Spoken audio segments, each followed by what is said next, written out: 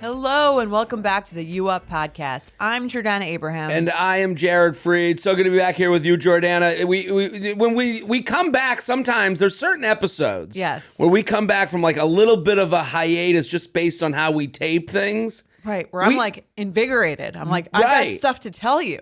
We had things to talk about. I mean, we almost hold off like two, horses with our blinders on before we start taping. We don't want to like get into it before the lights come on here. It's because we want to share these amazing thoughts with the listeners. Our amazing and wonderful stories that you guys all love. But I think we should have like a little, there should be like a little green dot on the episodes that are like, this is after a 2-week wait. Yes, right. They're ready to go. Right. How are you? What's going on? It's weird to answer that question with the fact that I've been like really intensely following, and I know you hate this stuff. I know you hate it. But the Tom Sandoval, Raquel Levis, I don't know, Raquel drama. I've been very into it. I know you hate this. Well, hold on. I don't hate it. Okay.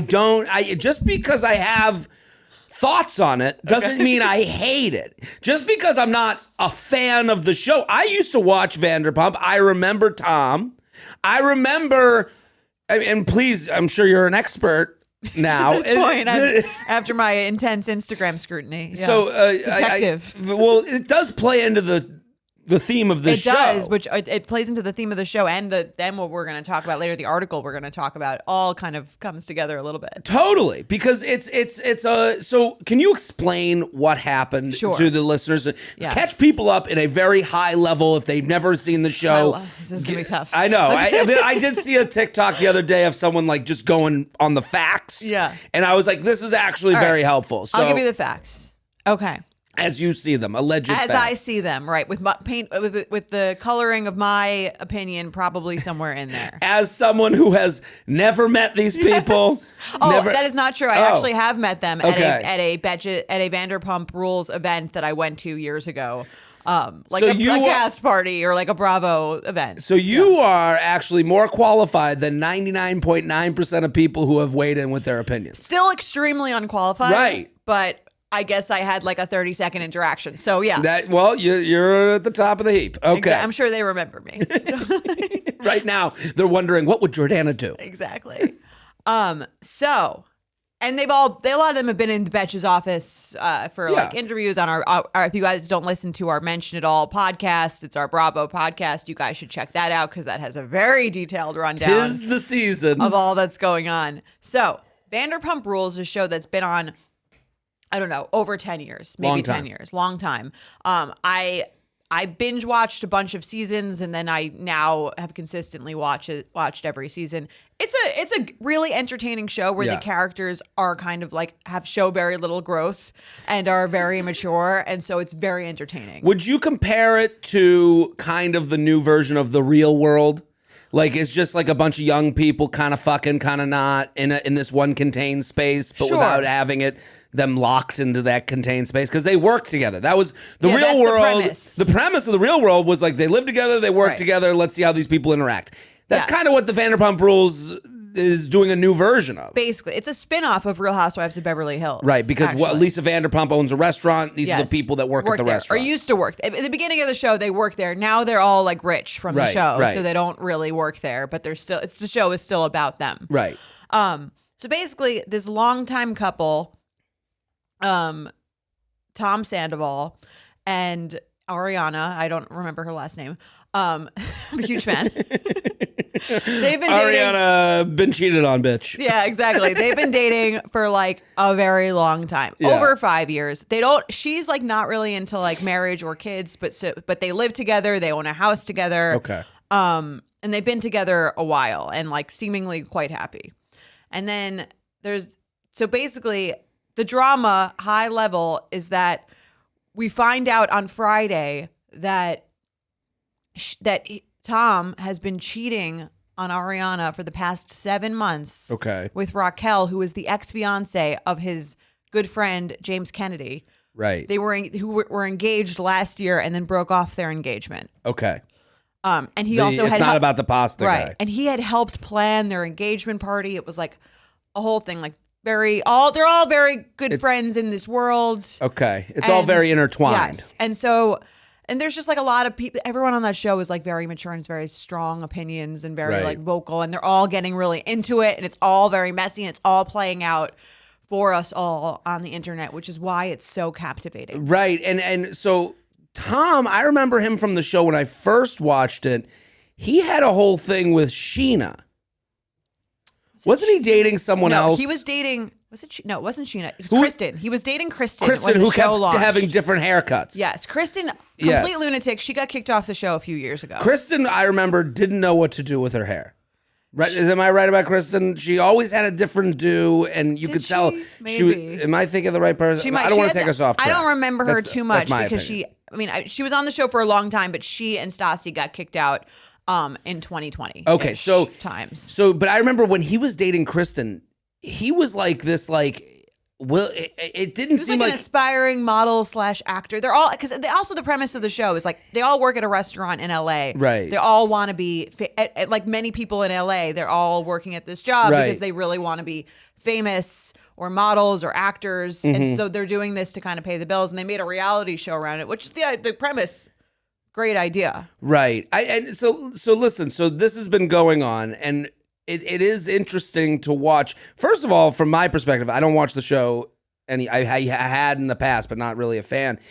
But to see who in your life gets revealed as this, like, I know everything about Vanderpump person. I mean, that's, to me, honestly, it's everyone I know. It's not like that. I mean, maybe because I'm, I guess, squarely in that demo of people who are like, have been watching it for years and or love Bravo and are really into all of that stuff. So I guess I was told that Tom has a cover band that he goes on the road with because guys got to make money and he can go sell tickets. Yeah. So I guess he goes on the road and sells tickets to his cover band, and people were like going to show up to boo him and yell at him, cheater. How did it come out that he? How do we know? Right. Yeah. How do we know the situation, the cheating? Like, what prompted us to find out? So there was a TMZ break in this story on Friday afternoon. Mm-hmm. Basically, the story being that like his girlfriend Ariana was at his concert for this cover band. I forget the name.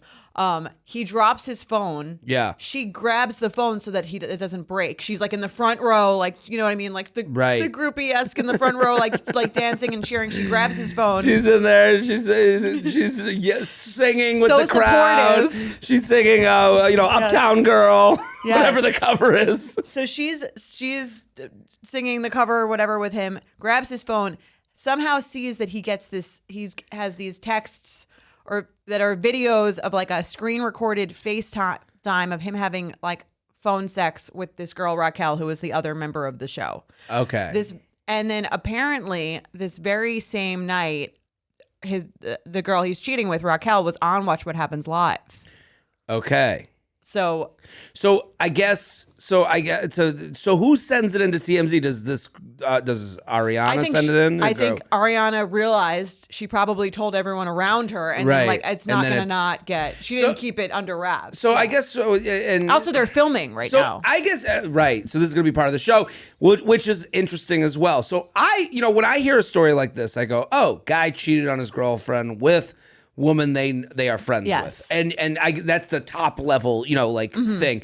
I get why that's so juicy. Right. Like I understand why we watch a car wreck. Like, I mean that's the reason anyone who watches the show watches to see that kind of stuff, and it's happening in real time. Right, and you're getting I guess like, and so I made a TikTok, basically saying. If you're out there and you're dating someone who's a Bravo fan and their reaction to the Tom Sandoval story is who they really are. And this is who I am. This is who you are. Yeah. You can't. And I'll admit, I love drama. That's why I don't watch this show to watch people getting along. Totally agreed. This is the point of this podcast is to admit kind of uncomfortable truths. Oh, yeah. In a comfortable place. And I think when it comes to this, and we're going to get to this article that was in the New York Times recently, it is interesting because when I posted that, I say in the video, I'm like, you're allowed to love this No, I love it. Yeah. I love to gnaw on the bone of a juicy story. If I see a breakup over Facebook, I'm tuning in. Fuck yeah. Yeah, well, it's kind of like the way that men are watching. The only thing I compare it to is like the way men are watching like a big football game. So this has been It's kind of what it feels like. Well, this was the defensive answer that I got in the TikTok comments. I don't like considering any commenter a real person. Okay. But let me acknowledge that these people, this opinion exists. I guess, it's interesting because I was saying, like, if you're out there, this is who you're dating. This is the real them. And I guess if we were going to, like, compare it to sports, and my point was to say, don't say, oh, well, I don't like gossip. I don't get involved. Like, you can't be both. Oh, no. Because I love the way you're talking about it right now because that's the way I would talk about it. Yeah, fuck it. When I watch The Bachelor, I want fucking dumping. I want to watch hot people cry. Fuck these people. I don't care. That's why we're tuning in. But it's just what happens in reality TV, what happens in stories like this is that you can't be both. You can't tell me.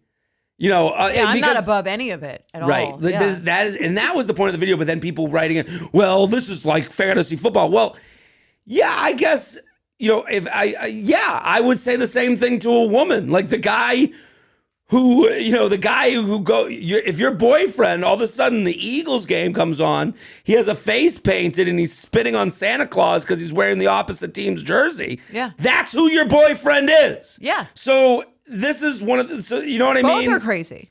Absolutely. It's funny. Like everyone's like, oh, don't do the whataboutism. We all do whataboutism. Like we get into these stories of, well, what about the guy who likes fantasy football? Fine. Right. I guess the difference to me is like, the difference for football, and maybe I'm wrong. I'm willing to go down this. The difference for football why the is show exists. Let's hear what you're right. I guess I was thinking for football. I don't know if it correlates completely because for football you go and you cheer for the team, and then something happens on the field and you boo your player for what happened on the field.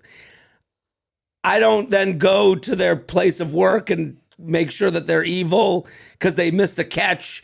I mean, people do, but I'm saying I'm saying it seems lesser than I had people saying I'm going to the concert to boo this person. Mm-hmm. Like I don't know. I mean, that's why people go to games, though, isn't it? Like there are and I don't think I love this story. It sounds fucked up to say I love this story, but to be honest, I love it. It's entertaining. I'm extremely entertained by this story, but I wouldn't do that. But just like you can really love fantasy football and also not go stand outside the locker room hoping to see the opponent of the opposite team so you can like scream at them how much they suck. But there are fans who do that. No, you're right. And there are fans that go too far. Yeah. Yeah, I don't know. I guess when it's there, like, I guess booing someone at. Well, here's the difference. Also, is because like football players, the game is what they're paid to do. They're paid to play football. Right. If you're on a reality show, you are paid to have. This is the whole reason you're paid because people want to know these things about your life and because they're invested. And I think there is a sense of like when it's going well, then everyone wants everyone to be like obsessed with them and loving them and so excited about them. And then when it's going poorly, like everyone's like, please respect my privacy. Right. Like you can't really have it both ways if that's the job. With football, I think it's a little more messed up because their job is just to play the game. Right. I guess if you went and attacked the football players' friends and family, because Tom came out with an apology of sorts, and except for to Ariana. Right, well, this is the thing. I was like, what? Really? He should have said nothing because there was no apology. It was an annoying apology. I actually thought it was an annoying apology. You're not alone. People were not happy with this apology. I don't know what he could have said. I cheated. What am I going to do? His whole thing was like, leave the people at my business alone because the dishwashers don't deserve this. It's like, you don't give a fuck about the dishwashers. Well, this is, like, again, this is where people use morality to kind of block out what they actually want to do, and he just wants to get away with it. I can understand. What people can see through. But and so I guess who do you believe? I would not give out any statement. I would just what Ariana did was Ariana deactivated, and she's the one he cheated on. She just deactivated her whole Instagram. Right. That's what he should have done. That's what he just disappear. Yeah. Yeah, I don't know. It's I guess the football is more than I would have originally thought the correlation is more than, I don't know. I guess like it is interesting that this gets blown up to like other things. Well, it's like, also, it's happening in real time. So I think that's also just the people are just like any piece of information, and all the information that comes out is like just as messed up as like the actual thing. So. Right. It is funny that like I watch like a cheating scandal on Facebook very quietly. Mm-hmm. I like it. I am entertained by it. But I quietly watch. Yeah. I don't understand the thought of like picking, I don't think people realize that they are the person with the pitchfork. Yeah, I mean, at the town square when they comment, and that is what they look like. Well, listen, anyone who comments on any post trying to like yell at someone that they don't know on the internet, to me, that's a crazy person, whether it's sports, whether it's this, whether it's anything that literally, but whatever it's about, if you're yelling at someone in their comment section, that to me is. Well, I guess the difference is that sports fans, I don't know if we personalize these things as much. Some people I think do, though. Sure. I'm saying like the idea of like, yeah, these, when you're a Patriots fans, yeah, these Jets fans are always like this. Like, like because you see a lot, like, and again, like I'm responding to crazies, but like you go, these men need to know. And you're like, you go, all right, like I saw one that was like, bad men need to be told what's going on. It's like, okay, those people are projecting. There's a lot of projection they're projecting going on. I mean, and that can be less so in sports. You're not on sports. In football, you're not like, and I made that, like, you're not like projecting some sort of weird thing that happened to you with football onto like the mistake that someone made. Whereas in the thing, it's like, let's say you've been cheated on, then you're like, it feels personal. And again, their job is to make it personal. Yeah, and I would say, now I'm disagreeing with myself and disagreeing with you. Some people do project the sports onto the, like they go, this is, in Boston strong. Right. That is projection. That is, in Boston, when we get down, we come back. It's like, yeah, no other city would fucking come back. So maybe I'm completely wrong. No, so maybe well, they make it part of their identity more than I think a viewer of Vanderpump Rules. Yeah, there's not a lot of people walking around in Ariana t-shirts. Or Vanderpump. Yeah, they're coming. So, but I guess to relate this to something we saw that brings us in the New York Times. Right, that brings us sort of to this article in the New York Times, which you sent me, which we thought would be great to discuss today. Yeah, it's called Bad Dates Turn Out to Be Excellent on TikTok. And this is something I've talked about on this show. Yes. The idea that there's an incentive to going on TikTok and talking about your bad dates because they do well on TikTok. Yeah. And it is, to me, there's similar projection going on where people go on and they go, here's my bad date story. And then a bunch of people, and this is primarily, women. Yeah. That are going on. And I'm not saying they didn't have a bad date. Yeah. This article was very interesting. We'll put the link in the description. But what did you think? Well, I guess my question is like, my take is that if you're not revealing any identifying information about the person, like the West Elm Caleb thing, I thought was messed up because that was that person's identity. Well, we didn't even know that guy's still yet to be found.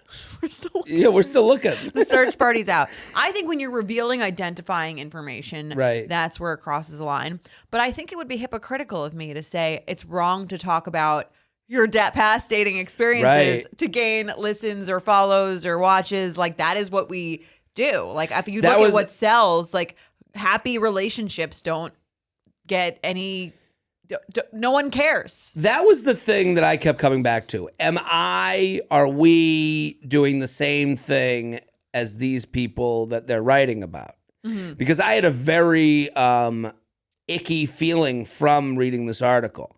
I don't think the people they interviewed sounded good at all. I don't think I don't think it was like a puff piece for those people at all. Yet I went to one of their TikToks just now, and one of them's, they got the face in front of the article and thumbs up, proud of myself. I'm in the New York Times, press is press. And I was a little, it tasted bad to me. I mean, there are quotes in here that are, to me, I was like, I would never go on a date with any of these Read the people. quote. I mean, what bothers me, and I guess where I'm trying to find the line between us and them, because we are a dating podcast, we talk about personal experiences. I hope and I think we leave out, the names of the innocent, yes. so to speak. But we tell, I'm even to go back a couple episodes ago to talking about getting shown who you look like on a date. Yeah, that's a real story. That person exists. The person they showed me I look like exists. I was upset with that. It was a 10-minute conversation where we're talking about my insecurities, and I'm saying if someone gets shown that they look like me, they're probably mad too. We went around the horn of all the insecurities that I felt. So to me, it was a more full conversation. Yeah, well, that's what podcasts do. They allow for for a more nuanced discussion of these things. But like just in the same way that you were like about to look at these quotes and say, I would never date this person. Like someone could easily say that about me. Say he has a dating podcast. He has talked about people he's gone out with and things that he didn't like about that. Not for me either. Right. Like someone could say that also. So they interview the woman. So in the article, they interview Mimi Shu, who's the person who started the West Elm Caleb thing. And now her full-time job is talking shit about West Elm Caleb. Right. Yeah. Basically, talking shit about West Elm Caleb's, so to speak. Yeah. And she said, though Miss Shu's story was about a different Caleb, so it wasn't even the right guy, whose identity she never made public. And though she said her goal was to not retaliate against him, the tale set off a wave of viral videos highlighting the idea that TikTok could be a forum for righting dating wrongs. Miss Shu, 28, said she has also been inspired by the subsequent West Elm Caleb, in addition to her usual comedic bits, some of which involving poking fun at the finance bro archetype and her misguided attraction to it. She decided to dig a little deeper. I realized people want to discuss the hurt they've had and make sure they're not alone. So I started talking more about dating advice and my own experiences. She now has more than a dozen brand partnerships, she said, and considers content creation her full-time job. On #Dating Talk, where in the app's parlance, main characters rule and videos are story times, weaving a compelling tale, sometimes over several episodes, is crucial. So I just went on a date with a guy and he got me flowers. Mackenzie Duffy, a creator in Florida with a modest following, told viewers in January. She talks briefly about their park picnic and then inserts a cliffhanger. I'm going to stitch this when we're either in a relationship or he absolutely obliterates my self-esteem. Stitch is a creation. So in that scenario, it is we are together and love will go on and I'll become a mommy blogger. Yeah. Or he has crushed my self-esteem. Yeah. I am victim. He is the persecutor. Yes. And that's that's how you pop off on TikTok in dramatic speed. Yeah. So the incentive there, I don't trust the people going for the cheese, so to speak, because then you have to keep making videos. Anytime someone says I should be on the podcast, I have the best dating stories, my eyes roll so hard I turn into that cat clock. Like I get like cringe because I'm like, I don't. To me, I'm like, you have one story that's probably pretty good that excites the brunch table, and then what's the second story? Right. What's the point here? And then a lot of these, these bad dating stories, the way they let themselves off the hook, I'm helping the greater good. Mm-hmm. It's never their made mistakes. It's never, she says, I'm attracted to finance bros, but the finance bros always the mean asshole douchebag. Right. Well, it's not a nuanced tale. I agree with that. But, I mean, at least they're honest, right? This is like, to an extent, it's kind of like, this is what people want to know. People like like watching a car crash. I can provide that. See, I don't think it's honest. I think it's, I think what they do is they are, they're taking over like this victim mentality and profiting off of it. I don't think that's what we're doing here. Right. Well, we haven't heard the guy's story, right? Right, and I guess their story, I guess if there was another quote where it's like, if a guy, their thing is, just go on the date with me and they'll either be my boyfriend or I'll be crushed emotionally by them. My self-esteem will be crushed. the thing they're lucky for is that their goal is the righteous goal. Is I want relationship. Right. If a guy went on TikTok and was like, I'll stitch the date, she either fucking blows me or she's a bitch. Yeah.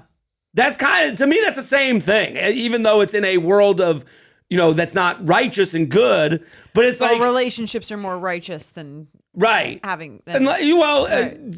Seemingly, unless you don't care about who the guy is and you just want a ring and you just want, a certain type of guy. Yeah. And, again, and that gets me sounding like a fucking incel-y piece of shit. But I'm saying, the goal of guy becomes boyfriend to me isn't so righteous, but it sounds it. Well, it's kind of like, that's a thing that sounds a lot more respectful than I'm using someone for sex. And then if they don't, it feels less usury. Well, I guess I'm looking for something for someone that I'm compatible with, that I can be with for a long time. It's an easier sell. But to me, I don't know. I think it is a little bit more righteous. Yeah, but I think that's easy to say. I don't trust it, is my point. Yeah, I mean, obviously we don't know, the reasons behind why they want this. Well, it is righteous, but it also gets you more followers, more, and again, this is hard because in this day and age, there's some people politically, when they get presented a story, they can't get off that this person's doing this for money. Any political thing, they can't, there are people who look at politics or look at any news story, the Tom and Ariana story. Mm-hmm. There are people in the comment section going, oh, they're trying to revive a show that's old and tired. Yeah. Those people are never, and I hate to become that person with a lot of the dating story. When I see, I'm telling a story, scroll, game over for me. Okay. And I'm like, I can't trust, because I do think, and I've said this on the show before, the TikTok algorithm is set up where hit that same note over and over again, and you will do well. Do it every day. One of the women in the article, she said, my goal was to do this every day, to talk about dating every day.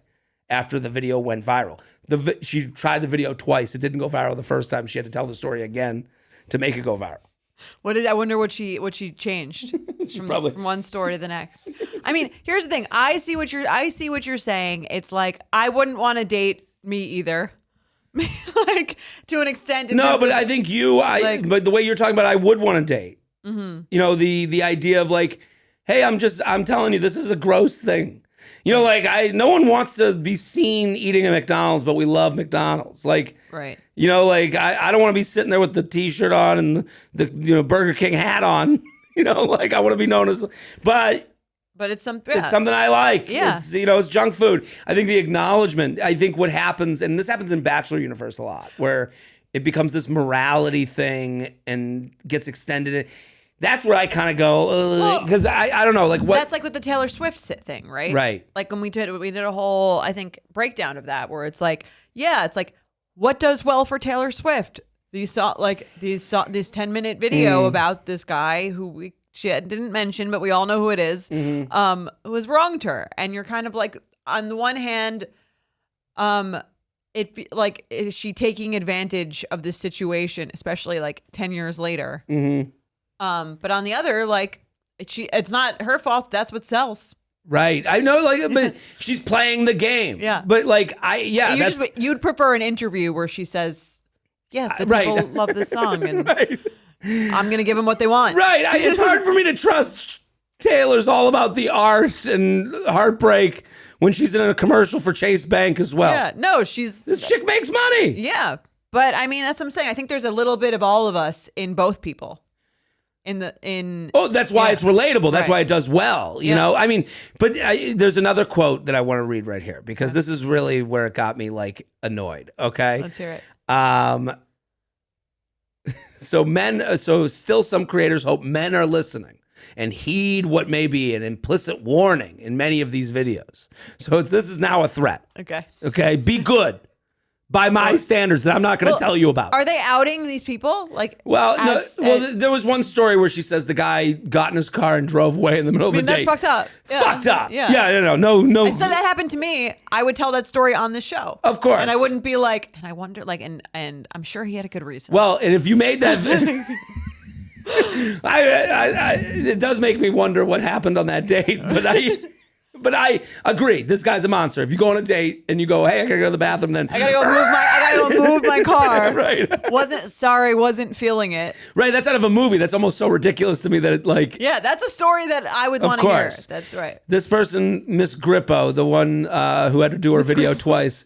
Men are aware right now that they could get thrown to filth on the internet and completely shaded by anyone they date, Miss Grippo said. It might cause them to be more alert in their actions, maybe a bit more intentional. So that to me is that person's annoying. Warning me. Sure. You better want to date me no matter what, or you'll be thrown to filth. Like the language is even gross to me. Both she and Miss Duffy have dated men who have told them they tune into their content. So here, this is the point where I got really annoyed. Okay, because if you went on the podcast and you were like, yeah, this guy like drove away on his date, and then you told the story and it got millions of hits, whatever. Yeah. And then a guy you went on a next date with was like, oh my God, I saw your video. That's crazy. Right. What would your response be? Like, if they just said that's crazy? I'd be like, it was a really insane story. Like, what do you mean? Like, I was just like, that's nuts. I can't believe he just got up. What did he say? I would have a lot of questions if I saw... Yeah. I would tell them all the details. Right.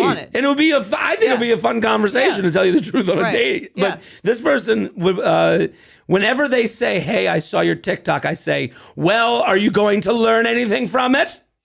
Miss Duffy said. Okay. Can you imagine? That's a terrible response. With great power comes great responsibility, as Uncle whatever fuck his name, Uncle Ben said to Spider-Man. Some of these people, let's just agree that power doesn't matter your gender, what you identify as. Power can be misused by anyone. And there is a great power that women have. She's holding it as the power, which I think that's the main issue with her. I just want to acknowledge I guess this is where I'm meandering around this point of like, this is a new superpower that women have. The power of virality? Right. Okay. The power of virality, because just generally a man's story of tragic woe ain't gonna pop. No matter, and the more vague the male story gets, the more it ain't gonna pop. You with your vague story of, and then he split the tab, that it's going to do well. Okay. They even say in this article that these videos do better than their other ones. When a guy goes on the date and says, hey, I saw that TikTok, like to me, that's a guy who took interest. That's a guy who recognized you. I would assume they're not coming on the date going, I saw that fucking TikTok. I'm going to defend my boy. Right. I agree with you. I think her response is like, well, now you better watch yourself. I wouldn't date that person either. I think that's kind of the fear. Because I used to get that. I mean, sure you get that. Like, oh, are you going to talk about this on the show? Of course. We had the blog. When I was single, and we had the blog when we had Betches, like as just a website. And I remember going out with guys, are you gonna write about me on the thing? I'm like, we don't write about anyone in particular. Right. And like, I don't know why you think I would write about you. Right. Well, the date at that point, the date was probably over. I mean, it's over for me. I mean, like that's what I'm saying. Like but I think the response is, I wouldn't be like, yeah, you better, make sure there's nothing for you to write, for me to write about. It'd be what I would say, which is what she should say if she wants to actually date someone and meet someone, would be, I would never reveal anyone's name or write about anything. I try to talk about things that I feel like are relatable. Right. Universal, not specific to you, Joe Finance. Totally. Right. I agree with that. I would say the same thing. But but also, this is kind of where I'm like, I don't believe these people and their righteousness. Yeah, the righteousness, I agree, is annoying. The righteousness, or the like, I'm doing this for the greater good. I agree. It's annoying. If that's different to me is different than I'm doing this because it's I'm discussing things that I feel like are relatable to people dating my age. I feel like getting ghosted. I'm sharing an experience that I had getting ghosted because I feel like other people get ghosted, and so hearing me, here's my thought process or my take on it that someone might be like might be thinking too, but feel kind of scared to say out loud. Right, and I have fun doing it. Yeah, I have fun when I get a lot of likes. I have fun when it goes viral. I like when I get the attention. Yeah, I like when a video does well.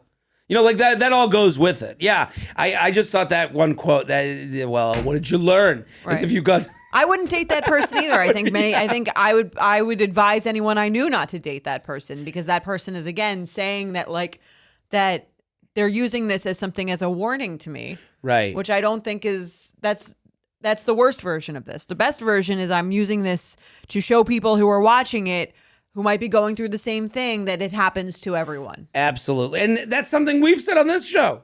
Yeah. You know, I mean, not to pat ourselves on the back thing, but but when we started this, I was like, let's be funny about dating. Like when I started talking about dating, there was never it's easy to walk it backwards. It's easy to go, when someone says to you, you really helped my dating life. And then you start going on interviews going, that was my point. That was the point. Yeah.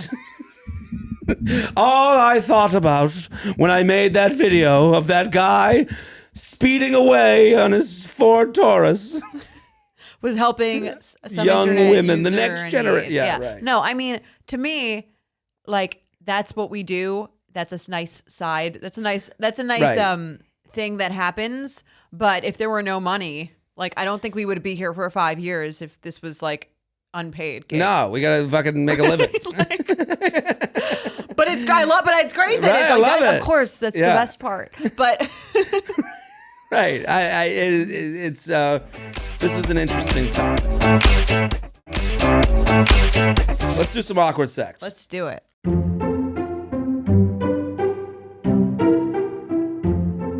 Awesome. UUP@betches.com. Keep sending your awkward sex stories. I'm on the road, people. Where are you going? I just want to let people know I'm out there. I'm still trapped. I mean, we're taping this after a red-eye flight. I'll do anything for you fans. Hardest working man in America. Yeah, I'm like these fucking TikTokers. Yes. I'm doing this for the people.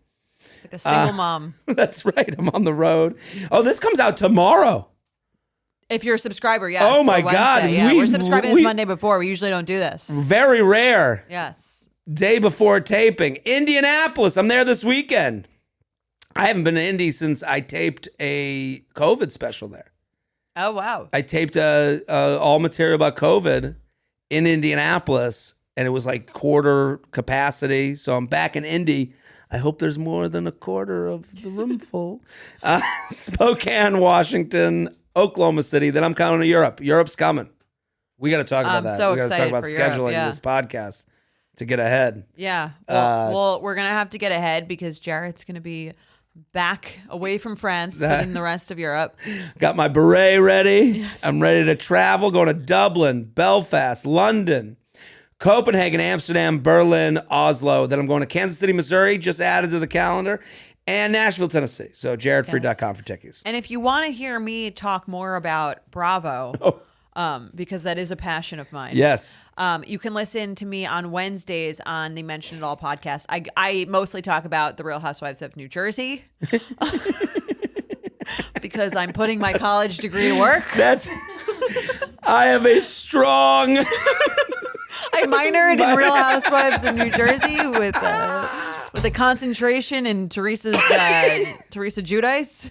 I love that you have these experts of certain ones. I think that's great. Bring out Jordana. I got a Jersey story going on. Masters, yeah. It's not I would say it's not the classiest thing that I discuss of all the. Listen, I would rather date a reality show fan than not.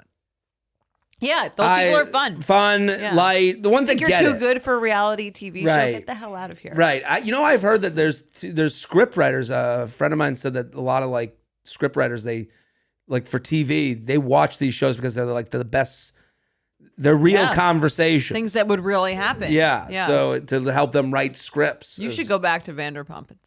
Great show. I feel like now's the time, right? This is well. The other interesting thing about the show jumper. is that they were going. Sorry to get back into it. They were gonna cancel it. I heard because it got pretty bad 2 years ago. They tried to bring in a whole new cast. Yes. Or most of the new cast, and it was season did terribly. And then somehow they turned it around, and this is the best thing to happen to that show in probably 5 years. This is why people don't trust it. And I hate those people annoy me. You're the least fun person. I actually have, from watching this for this entire time, I truly believe that it is not scripted, that part of it, because I know these characters don't grow up. It's like an LA thing, I think. I love it. All right, let's do some awkward sex. You ready? Yeah.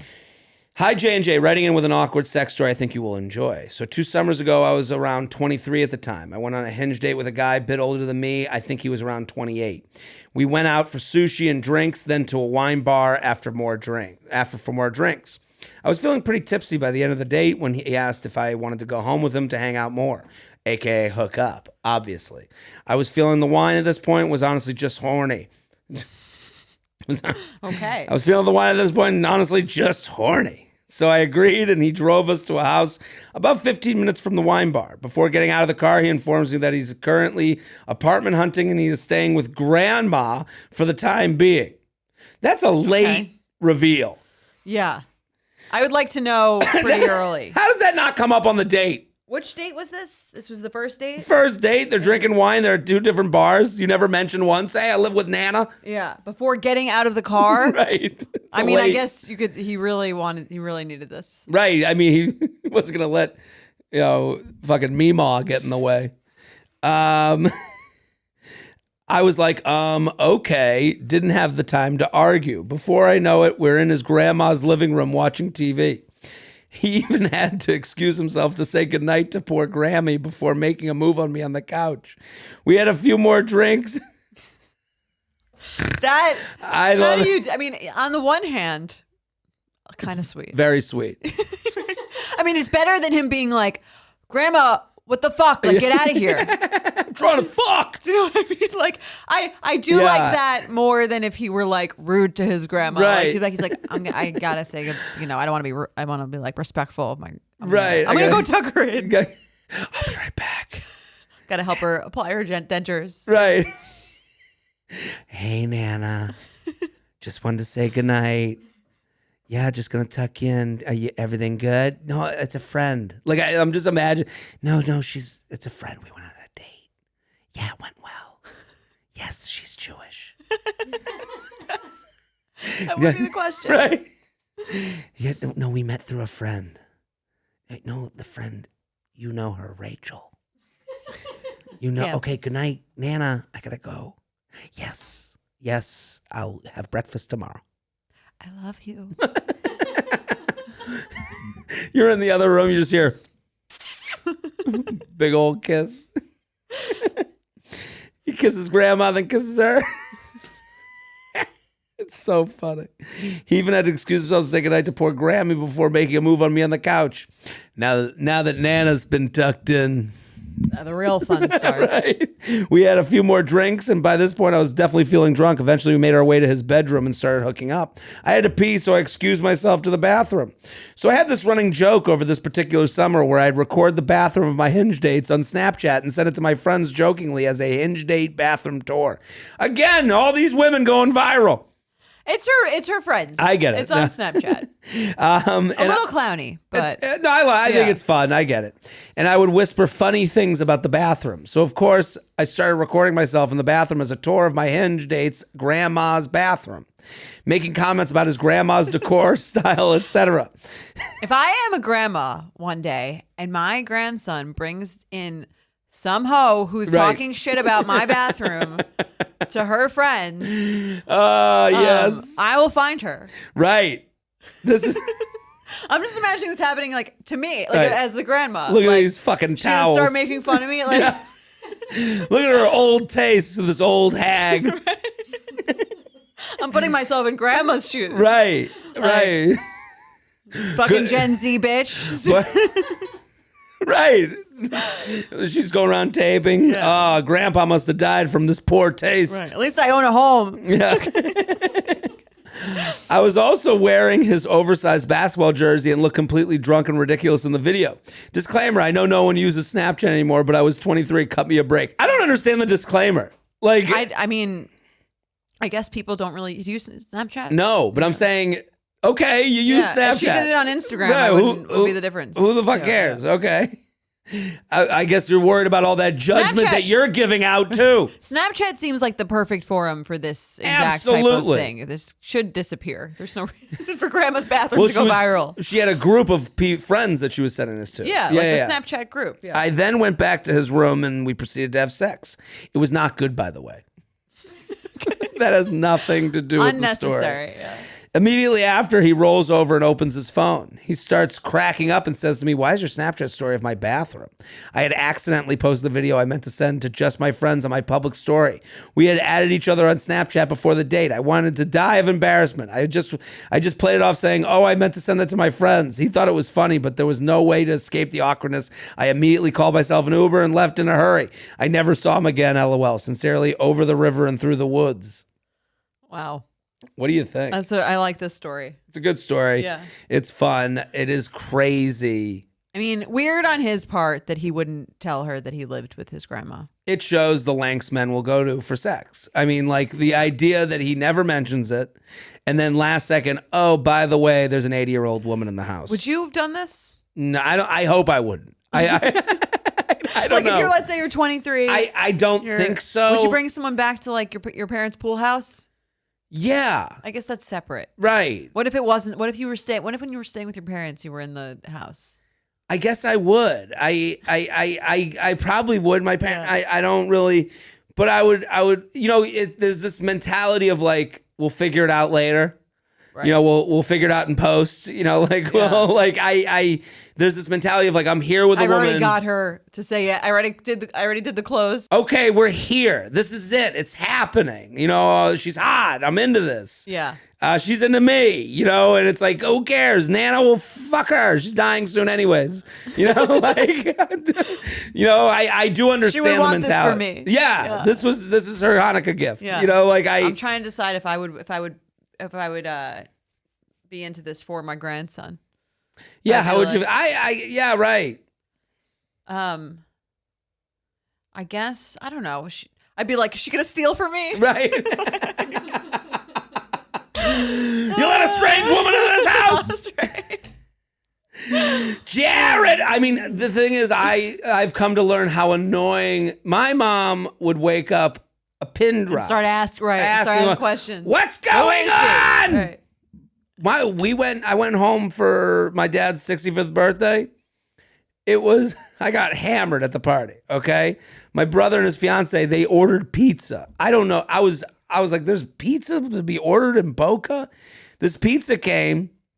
They ate it, and then I think I woke up out of like a drunken stupor, and I texted them. I was like, "Hey, where's the pizza?" And they're like, "Come in the house." So I go. My parents have this little pool house. I go to the house. Yeah. I go to get the pizza. I go take the big box. It's a huge fucking box, and I take the rest of the pizza. It's like 3 slices left.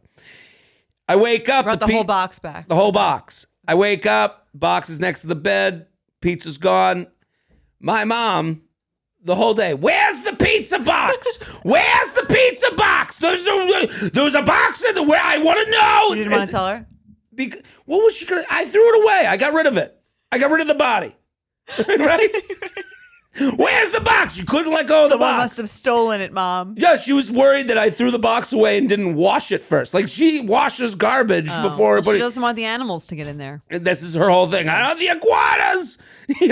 So if I brought a woman home at 2 a.m, a lot of questions. Oh, the questions. It wouldn't be worth it. How would I ever get hard? Okay, alternative question. You're on a date. Yeah. She's like, let's go back to mine. You're about to get out of the car.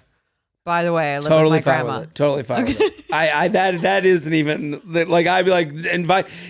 What's her name? Gladys. Nice to meet you. I'm Jared. We just had a nice drink. How are you? What do you do? Oh, I'm a comedian.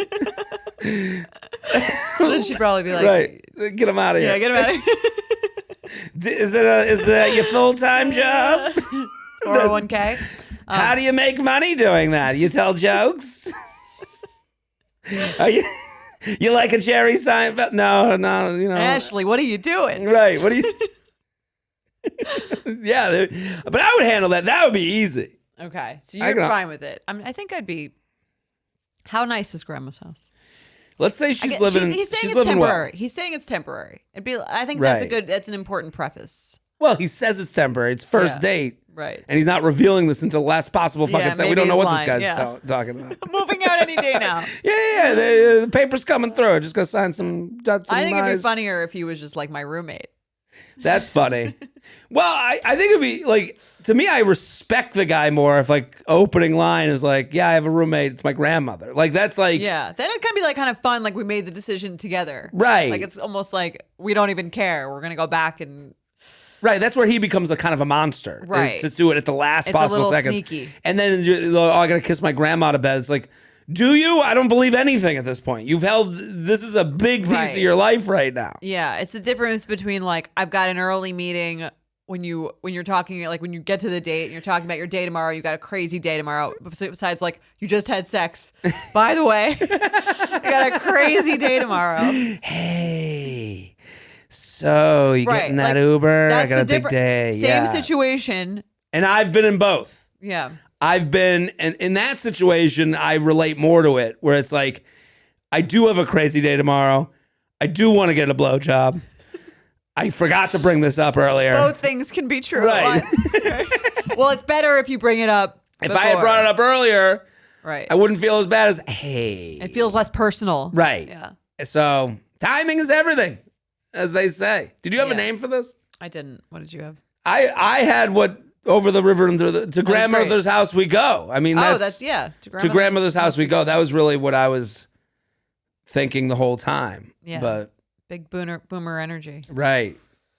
Or I don't know. Are grandmas boomers? I feel like our parents are boomers. I don't know. People get offended by that boomer thing. Why? They just don't like it. That they call them boomers? I don't think boomers. We are very divided as a country. I don't know if you know that. What's the generation before boomers? The greatest generation. The greatest generation. Oh, that would have been a good. The greatest. Right. That's a good one. Yeah. Then there's Gen X. Yes. And then millennials. Gen X are like, I feel like mid 40s to 50s. Yeah, the Gen Xers are getting older now, and they were all, I think of them as the big siblings. Yes. The older siblings. Dr. Naomi. Dr. Naomi, Gen X. She's Gen Big X. Gen X energy. Gen X gets lost in the shuffle. We don't talk about them. Yeah, no one gives a shit about them. Yeah. Sorry. They're very middle child.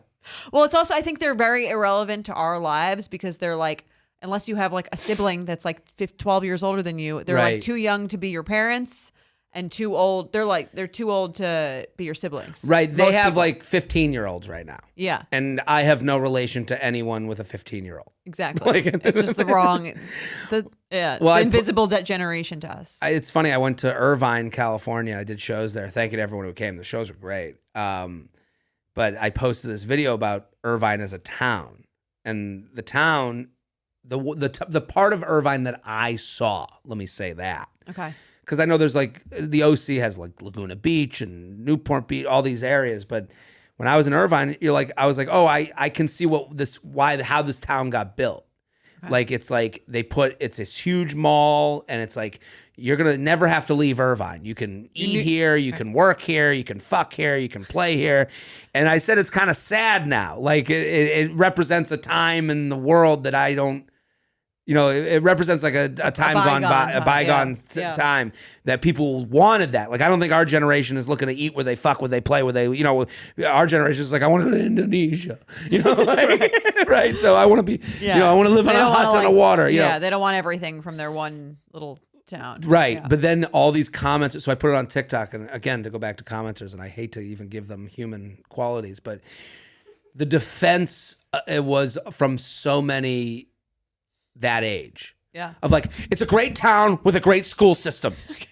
Like that was like the response. And you're I'm sure it is. Yeah. Oh, speaking of generational divides, right. I got so many DMs from your least favorite teachers about Riz. High school teachers. I got a lot of Riz. A lot of high school teachers being like, nah, Riz is all the rage. the high school kids love Riz. It's what we used to call game, I guess. So I guess we stand corrected in saying that no one uses Riz. Well, okay, maybe no one uses it, but this is the world nerds wanted to create, where charisma is the Riz. The Riz. Yeah. Well, I guess in high school, that's what it is. Guess these teachers got a bunch of nerds in their classes. You tell them. Tell them to listen to the U Up podcast. Bunch of losers. The teachers are not going to be happy when they hear the Sunday special this week. There's a lot of teacher bashing. Let me just say, teachers, we love teachers. You. You guys are great. You're dateable. Have you ever dated? Have you ever gone on a date? I've dated a teacher. Okay, yeah. Good. That's how I know. Stay away. No, I'm kidding. I'm kidding. I joke. He's kidding. I'm a comedian. All right, let's do another email. I'll read it. All right, Ready? Go for it.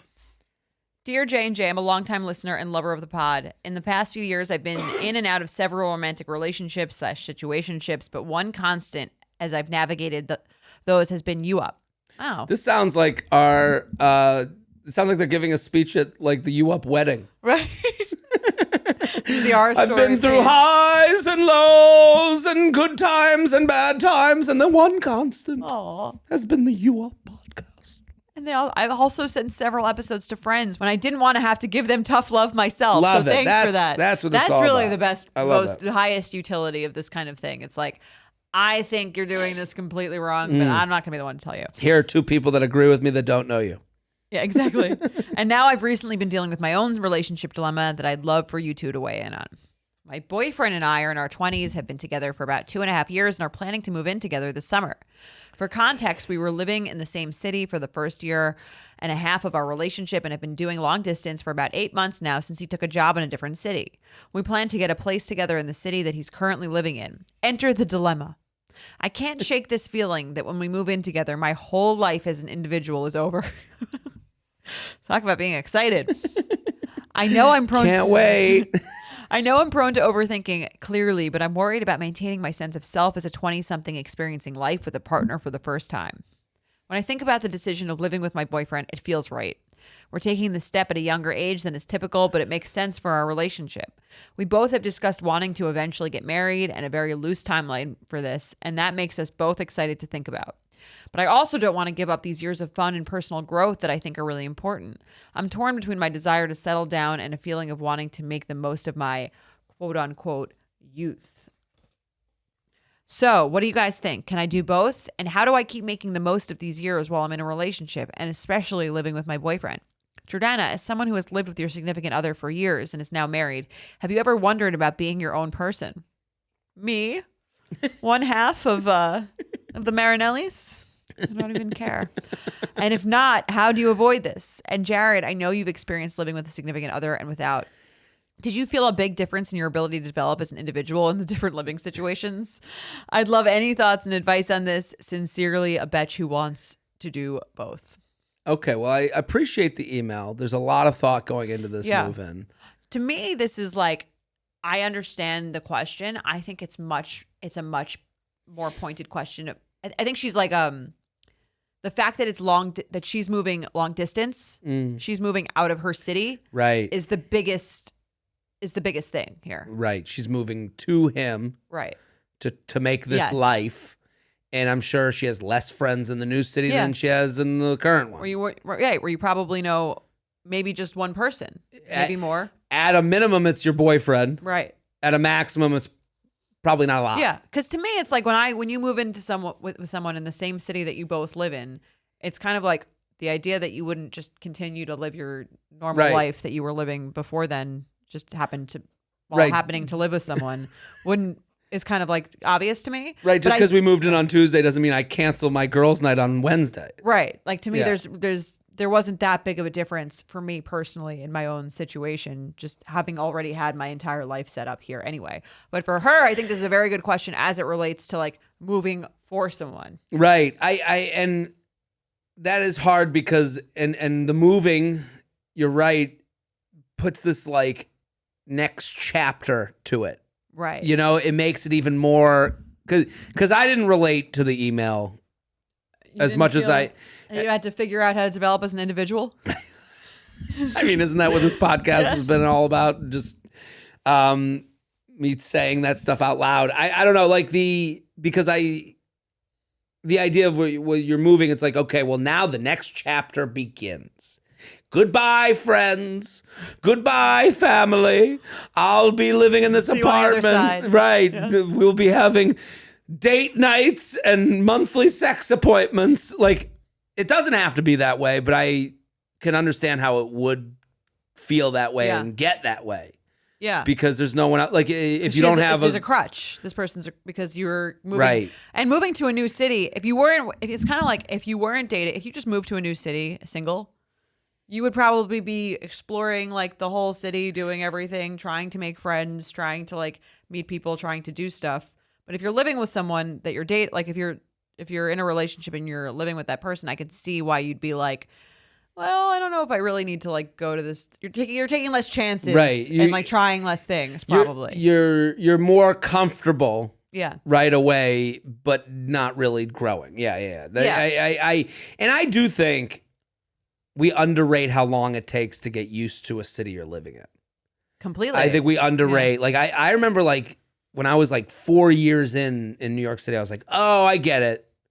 Like it wasn't like people think like, you know. And you probably knew a bunch of people here. And I knew people already, but I even just living alone as an adult after college, I was like, I don't know how this all goes. And then you get like 4 years in, you go, I get it now. And then it's 8 years in, you go, oh man, I thought I knew 4 years ago. Like you really never. Well, she's like, how do I make like a life for myself when there's like, I could. Because I think in her head, she's like, I could move in with this guy and just kind of adopt whatever life he has and maybe make a friend eventually or something. Well, I guess that's my advice is like, thank you, social media gods. Like, let's go to our friends and family. Hey, does anyone know I'm moving to this city? I want to be put in touch with people. Yeah. That are separate from them. Right. Yeah. I want to get drinks with people that you know. Like I think like utilizing the quote unquote natural market. Right. You know, your friends and family going on Facebook. I know this feels weird to go on, you know, Instagram, Facebook, Twitter, whatever you use, or like Snapchat even, like, you know, or TikTok. Hey, put on your stories. I'm moving to this city. Does anyone have friends out there? Yeah. Who they think I might get along with. Even just the friends that you have in your current city. Do you know anyone else out there? Anyone who you think would be like fun to go out and hang out with? Right. And do like a drinks night and let's still be, you know, and I guess their fear, they relate it to like being, you know, young and having the young experience. I think there's a difference between did I fuck enough and am I going to be able to be a kid enough? Yeah. Like, or be, you know, young enough, you know, so you can be young with your partner. Like you can do fun things. You can go out and see shows together. You can make plans. You can go see new restaurants, travel together. Like the world doesn't end based on your move-in. I think she just wants, I agree with all of that. I also just think she wants to know that she's going to have her own separate life than this person who already has their life set up there when a lot of people move in with people and they're friends with the friends of this person, or they're friends with the girlfriends of the friends of this person, and then you have like one life. And I could see where her concern is, because she's like, I'm just gonna be like a cog, like a Lego fitting into whatever you have going on, and she's probably afraid that she's, you know, not gonna have her own sense of identity apart from this person. Well, But that's a part of the puzzle too. Yeah. Like I think she's got to like you might have to push your boyfriend too.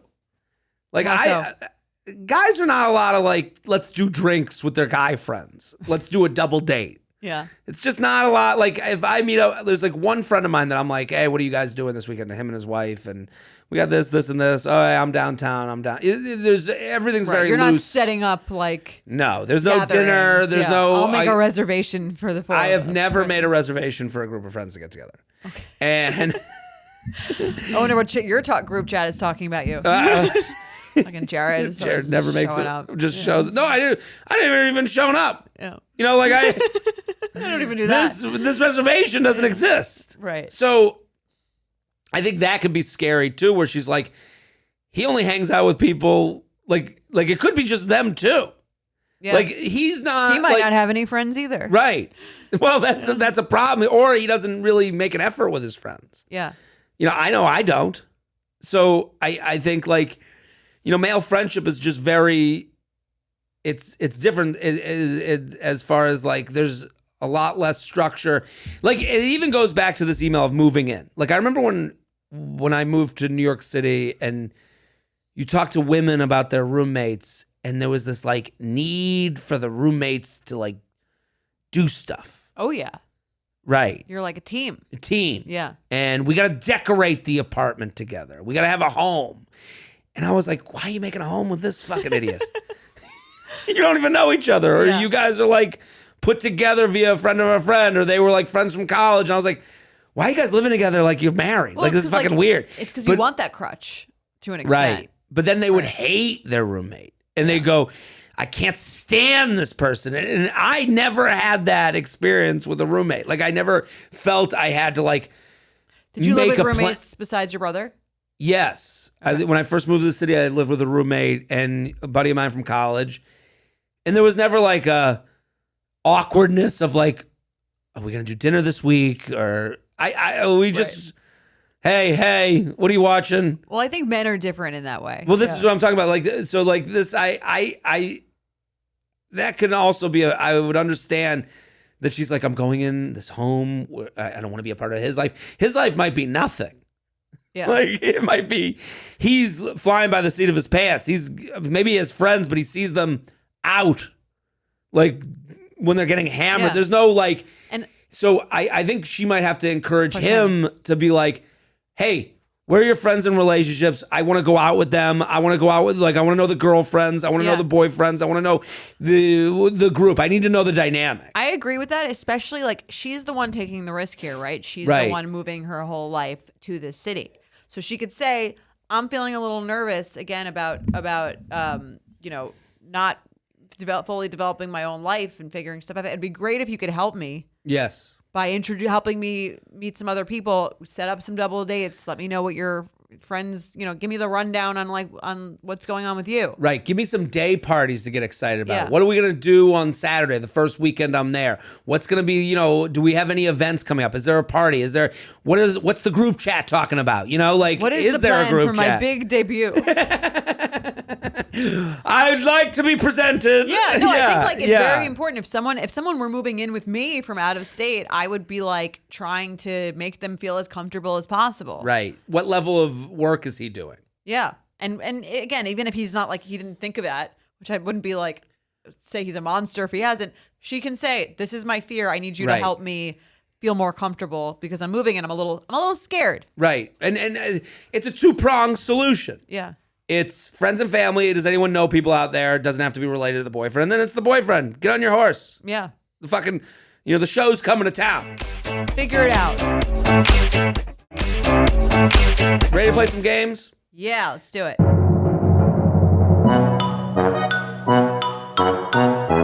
This week we're playing a new game called Sweet or Corny, presented by Angie's Boom Chicka Pop. Angie's Boom Chicka Pop popcorn brings you a boom of bold, craveable flavor that you can enjoy at any time on any occasion. Whether you're taking a snack-sized bag on the go or unwinding with a bowl of your favorite flavor and favorite show at the end of the day, Boom Chicka Pop is the perfect, delicious, but not too indulgent snack. Now let's see if these dating scenarios are sweet or corny. Ooh. We love, if you're watching on YouTube, I got the bag. I love Boom Chicka Pop. Love it. They have the sweet and salty one is great for being like in that middle of that mode of like popcorn, kind of savory. But you also sometimes it's great to have the combination of salty and sweet. My personal favorite though is the cheese, the white cheddar one, because I'm obsessed with cheese. And on this popcorn, literally, like we were eating it before the show, and I was unable to stop myself. There's like popcorn dust all over these chairs. Everyone here was eating like crazy. I mean, I listen. If you watch on YouTube, if you're into ASMR, oh wow, popcorn sponsorship. Tough sell on a podcast because you want to eat it the whole time, but you don't want to be the chewing. I don't want to sound like a horse. Yeah, it's tough to eat without grossing out all of the listeners. Right, someone out there. Nothing drives someone to write a negative review more than hearing someone eat on the podcast. Huge fan of Boom Chicka Pop. If you guys haven't tried it, it's delicious. There's a flavor for everyone. No, they're all great. They're delicious. I'm eating it right now, as you can hear. All right, you ready? First one. They read you a poem they wrote about you on the third date. Sweet or corny? It's going to be a corny, dog. Corny for me. Corny? Here's the thing.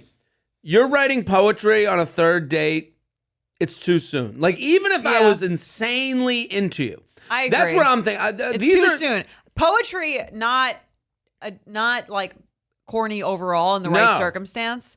But I agree, for this, on the third date, it's like, let's keep a little bit of like mystery of how into each other we are. How important. Here's the thing, and we've talked about this, not to make this like a more, heady conversation, because this is poetry on the third date. You tell the brunch table, everyone laughs. There's a little bit of manipulation in that.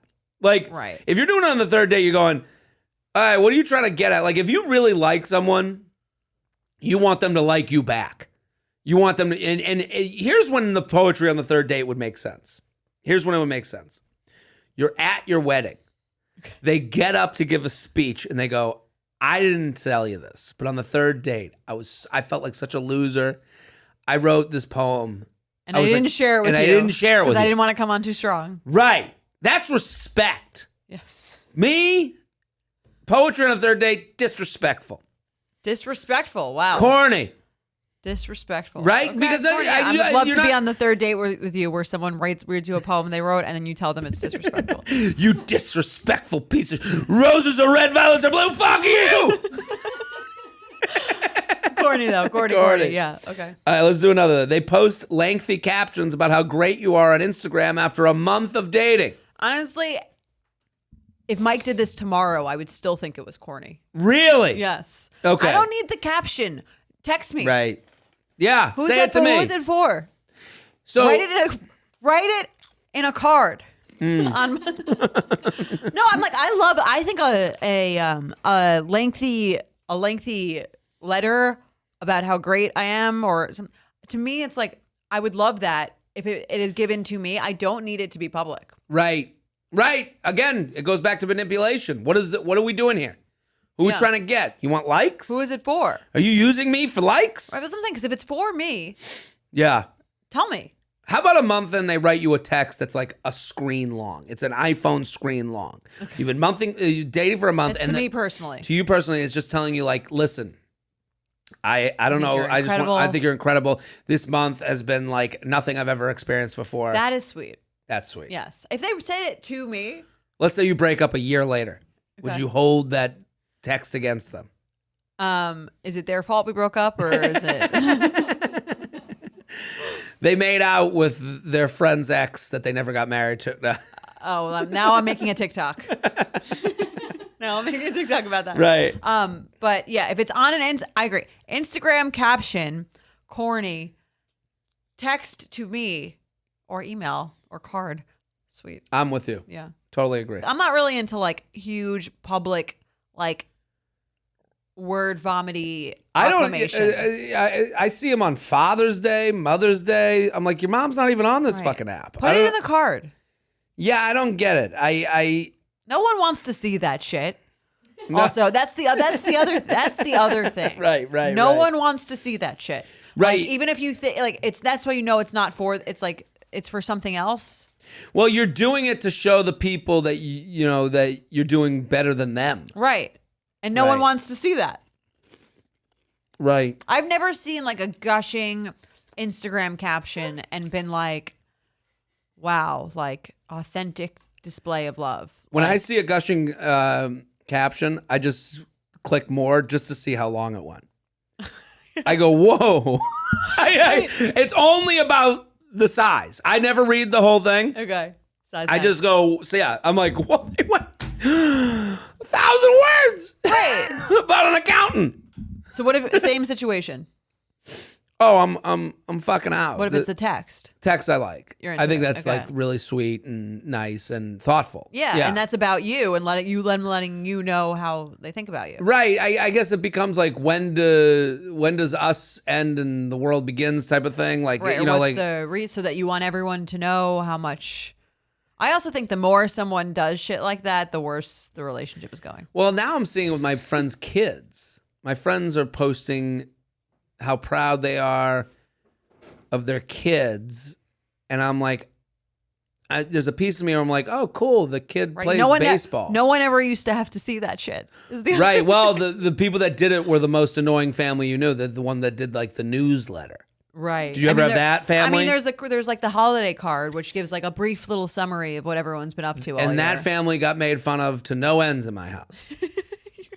tough to be in the community with the freaks. Oh no, we're talking shit.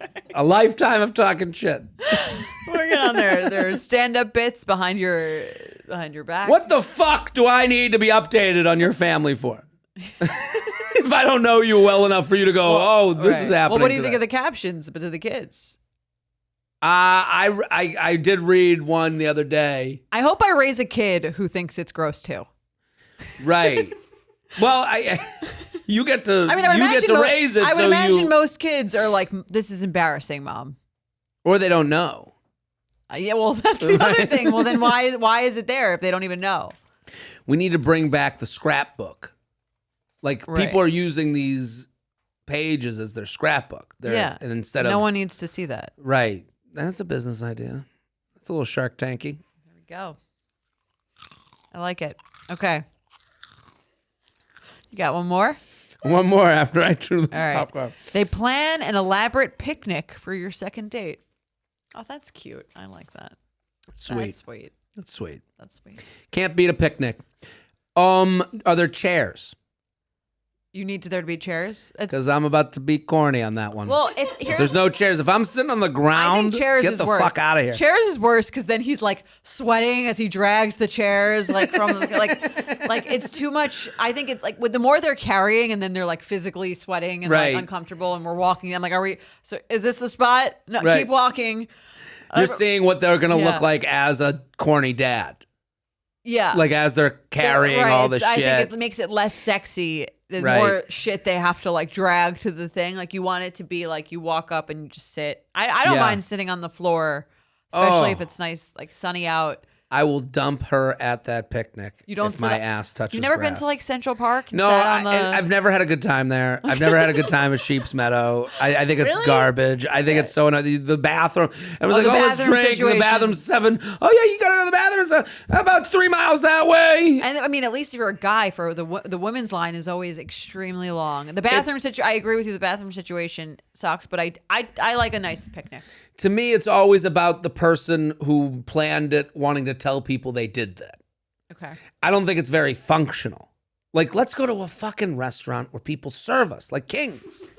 You're outside. I don't know. Listen, if some woman brought me on a picnic, I would think it's very nice. Okay. If I would prefer, if there was chairs. I mean, do it at a picnic table. It says it in the name. That is not picnic romantic. table. Picnic table is not romantic. White tablecloth or the checkered tablecloth. No, you don't like that. I like a nice. You want it on the ground, a baguette. Yeah. Thoughtful bottle of wine. You know. But the chairs, it's too much. Actually, I'm now fully corny. This is corny. Okay, I changed mid. Because because I would look like a piece of shit. Oh, because you didn't plan anything. Because the picnic, much like the women on TikTok making their bad stories, and we all march on Washington. Okay. I can't disagree with it without sounding like an annoying piece of shit. But isn't that like everything? Like she pulls up. Are we sitting on the ground? Well, where's the bathroom? You're so high maintenance. I am. I am what I am. Okay. My complaints would sound so annoying. What if she's like, I want to give you a hand job under the picnic basket? Under the picnic? Sit down. But I gotta sit on the grass. My ass itches from the grass. I think it's nice. It's a nice hot day, high UV index. We sit in the sun. The cheese melts all over the place. Doesn't this sound awful to you?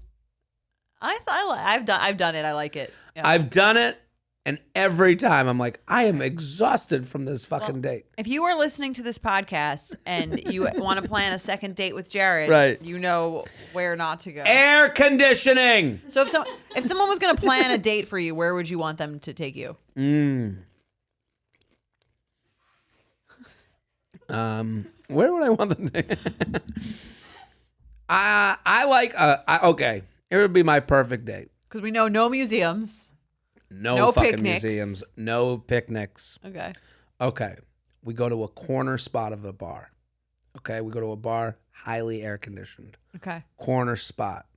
They're on their phone. I'm on my phone. Nobody speaks. Wow. Romantic. Perfect second date. Okay. That's kind of depressing. Listen. When it comes to snacking, Corny is never a bad thing. With delicious, bold flavors like sweet and salty kettle corn, white cheddar, and sea salt, Angie's Boom Chicka Pop is the perfect match for every craving. I am going to take home like 4 bags of this white cheddar popcorn. It's so delicious. good. I'm waiting for us, unlike some people, I'm waiting for us to stop recording so I can stuff them all in my face. If you're listening right now, you can hear me chomping on the sweet and salty kettle. Here's what I like about the sweet and salty kettle. Crunchy. It is crunchy. It's got a crunch to it that is addicting as much as the flavor. So, I mean, I love it. And you can try Angie's Boom Chicka Pop for yourself by visiting www.boomchickapop.com. That's BOOMCHICKAPOP.com. And that's it for this episode. We did it. We solved dating again. I'm so proud of us. We'll be back on Sunday with your Sunday special. Bye. Boom. The U Up podcast is produced by Sean Kilby, Maddie Paul, and Jorge Morales Pico. Editing by Jorge Morales Pico. Social media by Maddie Paul. Be sure to follow at u.up.podcast on Instagram and send us your emails to uup@betches.com.